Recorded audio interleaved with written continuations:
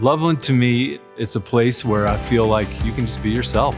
People are friendly. They are up for a conversation. They tell you how they feel. It's a great American community. We've got a number of breweries. We have a bunch of local restaurants. We have great local coffee. But then we have 5 different galleries in downtown that will feature many of our different artists. We have a foundry where many sculptures are made that are literally sent all over the country. We have a movie theater, which is really special for us. And I think as people are looking for a place to call home, looking for a place to visit, they want something that feels real. They want a sense of place. Loveland, like many communities, especially in northern Colorado, people have to use their cars to get to work.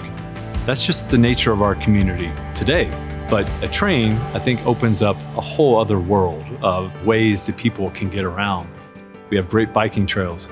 Maybe I could bike to downtown and then hop on the train and go to dinner in Longmont. And then when I'm done, take it home.